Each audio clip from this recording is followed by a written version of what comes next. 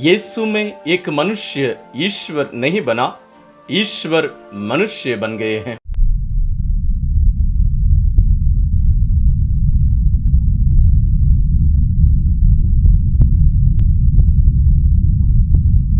Greater glory of God YouTube channel में आपका स्वागत है। आज हमारे साथ हैं महान संत यरूशलेम के संत सिरिल। इनका जन्म 315 को यरूशलेम में हुआ और ये उस समय जितने भी दर्शन शास्त्र के अलग अलग शाखाएं थीं उन लोगों से दर्शन शास्त्र की शिक्षा प्राप्त किए और उसके साथ साथ कलीसिया के लोगों से भी ये शिक्षा प्राप्त किए, उन लोगों से सीख लिए और सबसे ज़्यादा पवित्र बाइबल से ये ज़्यादा प्रोत्साहन पाकर उससे भी ज़्यादा शिक्षा लेकर एक पुरोहित बनाए गए। और प्रारंभ में जैसे हम इन दिनों में देखते आ रहे हैं, प्रारंभिक की जो स्थिति थी विशेष रूप से आर्यनिज्म के कारण, जिन्होंने कहा था कि ईश्वर यानी यीशु एक मानव व्यक्ति है, वो ईश्वरीय व्यक्ति नहीं है।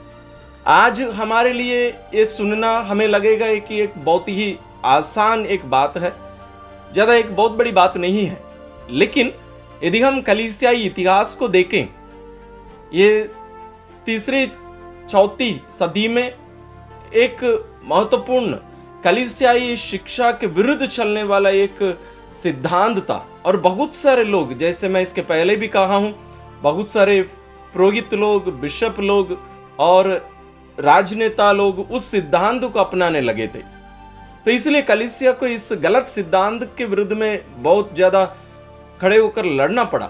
उसमें भी संत सिरिल एक महत्वपूर्ण एक स्थान पाते हैं, क्योंकि इसके पहले हम यरूशलेम के कोई भी संत को हम ज़्यादा देखे नहीं हैं। संत सिरिल यरूशलेम के धर्माध्यक्ष थे उसके बाद, और उनके इस आर्यनिज्म के विरुद्ध जो लड़ाई लड़े उसके कारण 2 बार वे निर्वासित कर दिए गए। लेकिन अंत तक वे हमेशा इस सत्य पर अडिग रहे कि यीशु ईश्वरीय व्यक्ति हैं और इनकी मृत्यु 386 को हुई।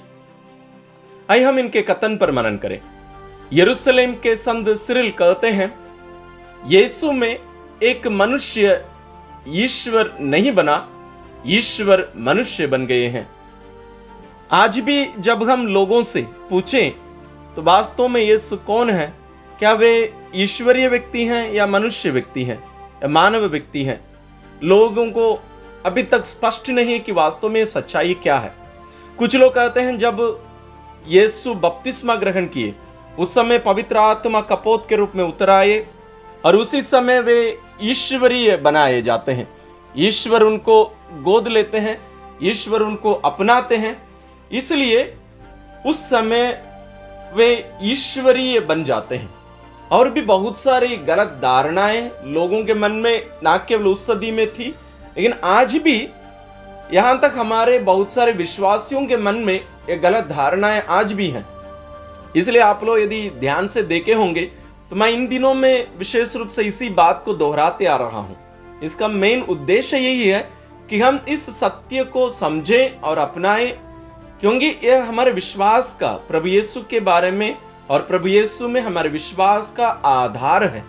और संत सिरिल कहते हैं, यीशु में एक मनुष्य ईश्वर नहीं बना।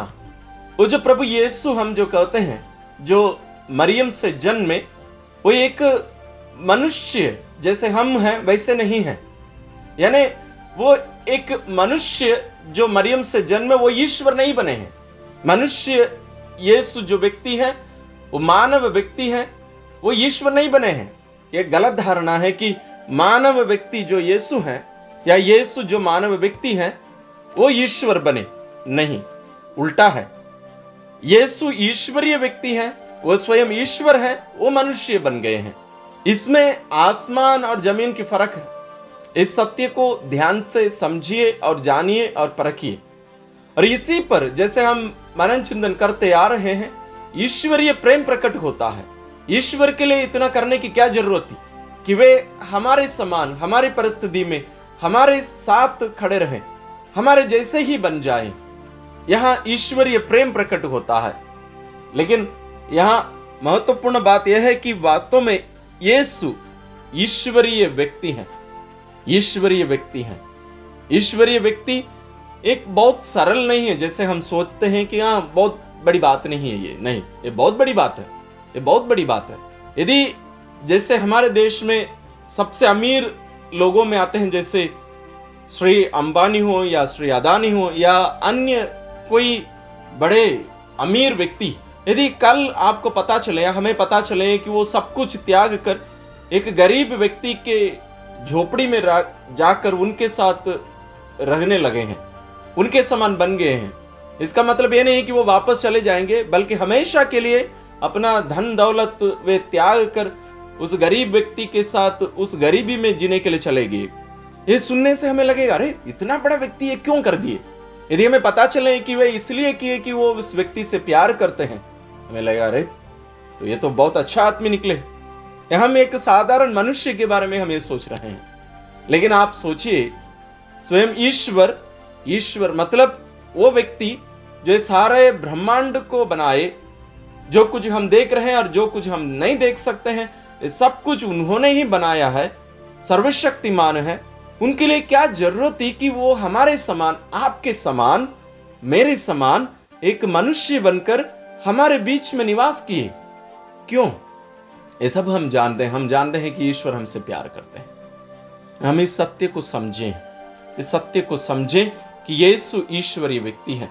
हम यूहन्ना रचित सुसमाचार अध्याय 1 पद संख्या 1 में देखते हैं, आदि में शब्द था, शब्द ईश्वर के साथ था और शब्द ईश्वर था। संत यूहन्ना ऐसे एक सुसमाचार लेखक हैं जो प्रभु यीशु के शरीर धारण के बारे में, यानी उनके मरियम से जन्म लेने के बारे में वे लिखते नहीं हैं, और मार्कुस भी। लेकिन यहाँ संत यूहन्ना यीशु के ईश्वरीय होने के बारे में, यानी वे प्रारंभ की बात करते हैं। आदि में शब्द था, ये आदि का मतलब समय से पूर्व, यानी सृष्टि के प्रारंभ होने से पहले की बात है। ये आदि में शब्द था, यानी ये सदा से रहा है, वहां कोई समय नहीं रहा। समय कब आता है अस्तित्व में? समय सृष्टि के साथ अस्तित्व में आता है। जैसे ईश्वर कहते हैं तब दिन हुआ और उसके बाद रात हुआ, तो वो एक दिन है, उसके पहले समय था ही नहीं। सृष्टि के अस्तित्व में आने के साथ ही समय प्रारंभ होता है, उसके पहले समय था ही नहीं। इसलिए संत यूहन्ना लिखते हैं आदि में शब्द था, जब कोई समय था ही नहीं। हम नहीं कह सकते हैं कल, आज, परसों, ये एक हफ्ते पहले, वैसा कुछ भी नहीं। आदि में शब्द था, शब्द ईश्वर के साथ था। ये अकेले नहीं रहे, ये ईश्वर के साथ रहे, शब्द ईश्वर के साथ था। तो यहां हम देख रहे हैं कि शब्द एक व्यक्ति है। किसी के साथ रहने का मतलब ये अस्तित्व में केवल नहीं रहा है, ये एक व्यक्ति रहा है। जैसे हम कहते हैं मेरा हाथ था, एक हाथ था, तो हाथ अपने आप नहीं रह सकता, वो किसी में रहना चाहिए। लेकिन हम यहाँ दूसरे जो वाक्य है उसमें देखते हैं शब्द ईश्वर के साथ था, मतलब वो एक अलग व्यक्ति था। ईश्वर और शब्द में फर्क है, दोनों एक नहीं है। लेकिन तीसरे वाक्य में और स्पष्ट करते हैं शब्द ईश्वर था। तो यहां हम दो अलग अलग व्यक्तियों को देख रहे हैं।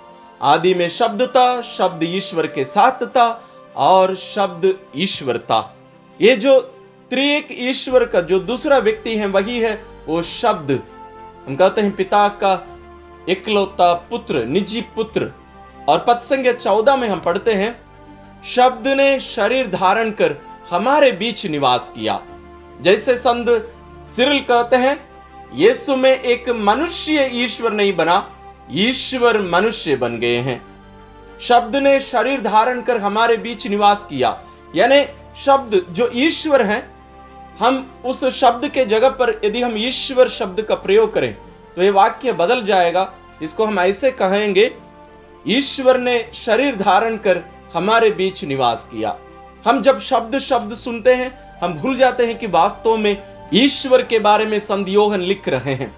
और आगे वे कहते हैं, अपना साक्ष्य देते हैं, वे कहते हैं हमने उसकी महिमा देखी। महिमा किसकी होती है? मनुष्य की नहीं होती है, महिमा ईश्वर की है। उनका अधिकार है। हम कोई भी अपनी इच्छा से, अपनी स्वेच्छा से और अपनी शक्ति से हम उस महिमा को प्राप्त नहीं कर सकते हैं। केवल उन्हीं को वो मिल सकती है जिनको ईश्वर उसे दे। यहां संत योहन लिखते हैं, हमने उसकी महिमा देखी। योहन उनके साथ 3 साल तक रहे, 3 साल तक उनके साथ रहे, इसलिए वे कहते हैं हमने उसकी महिमा देखी। और विशेष रूप से एक घटना में, कहां? यीशु के रूपांतरण के समय योहन स्वयं वहां उपस्थित थे, तो ईश्वर की महिमा उन्होंने साक्षात रूप से देखी है। और आगे लिखते हैं ये किस प्रकार की महिमा है, वह पिता के एकलौते की महिमा जैसी है। तो यहां बातें स्पष्ट होती जा रही हैं।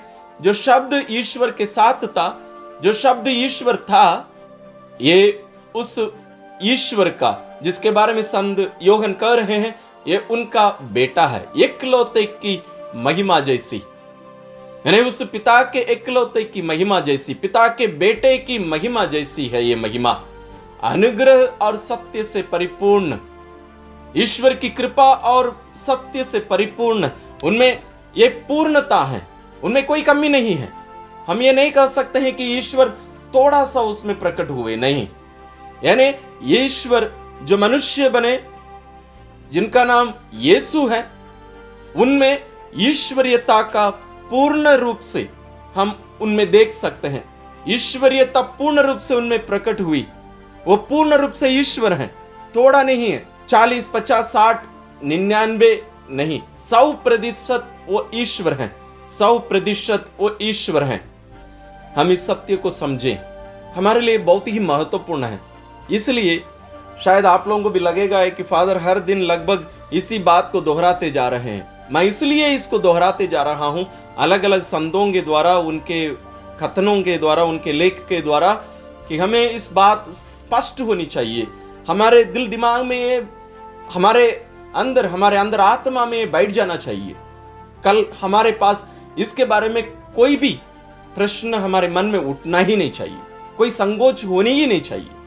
और कोई हमसे पूछे तो हमारे पास स्पष्ट जवाब होना है कि इस कारण यीशु ईश्वरीय व्यक्ति हैं, मानव व्यक्ति नहीं है। और मैं विश्वास करता हूं आप इस सत्य को समझ गए हैं।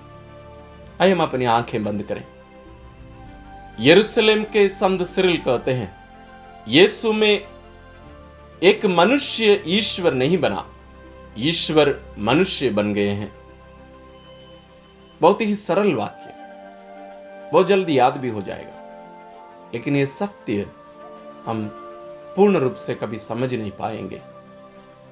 ये सारे ब्रह्मांड को रचने वाला सर्वशक्तिमान ईश्वर आपसे अपने प्रेम के कारण साधारण मनुष्य बन गए और हमारे बीच में निवास किए। ये कैसे हम समझ सकते हैं? ये रहस्य, सबसे महत्वपूर्ण एक रहस्य ईश्वर हम पर प्रकट करते आ रहे हैं। हम इस सत्य को समझें। इसका महत्व यह भी है कि आप ईश्वर के लिए कितने महत्वपूर्ण हैं, आप ईश्वर के लिए कितने विशेष हैं कि ईश्वर स्वयं आपके समान बन गए, आपके साथ रहे और आपके जैसे ही रहे। वो कितना आपसे प्यार करते होंगे। उस प्रेम को स्वीकार करिए, ईश्वरीय प्रेम को स्वीकार करिए। ईश्वर का प्रेम जो एक व्यक्ति बनकर हमारे बीच में निवास किया, आज भी हमारे बीच में है, लेकिन जैसे थे वैसे नहीं। लेकिन संत योहन कहते हैं हमने उसकी महिमा देखी, उस महिमा हम भी देख पाए। आइए हम ईश्वर से प्रार्थना करें। हे परम पावन दयालु पिता, हम आपकी स्तुति और आराधना करते हैं, आपको धन्यवाद देते हैं आज के इस शुभ दिन के लिए, सुंदर दिन के लिए, जब आप हमें संत सिरिल एवं संत योहन के द्वारा आपके पुत्र के बारे में हमें शिक्षा दे रहे हैं। आप वचन पर मनन चिंतन करने और आपके साथ हमारा समय बिताने के लिए आप हमें एक अवसर दिए हैं, इसके लिए हम आपको धन्यवाद देते हैं। प्यारे पिता, आज एक साथ मिलकर हमारे साथ प्रार्थना करने वाली आपकी इन संतानों को आपके हम चरणों में अर्पित करते हैं। इन सभी को आप आशीषित करिए, इन सभी को परिपूर्ण करिए। विशेष रूप से जो रहस्य आप अपने पुत्र में और अपने पुत्र के द्वारा आपने प्रकट किया है, उन सभी रहस्यों को हम समझने पाए, अपनाने पाए और उस सत्य को स्वीकार करते हुए हम अपने आप को आपके अधीन कर आपसे प्यार करते हुए जीने की कृपा हम सबों को प्रदान करिए। प्यारे पिता, आपके इन संतानों को विशेष आशीष प्रदान करिए। ये सभी आपकी उपस्थिति में सदा अपना जीवन यापन कर सके, हम ये प्रार्थना करते हैं अपने प्रभु क्रिस्त के द्वारा, आमीन। प्रभु आप लोगों के साथ हो।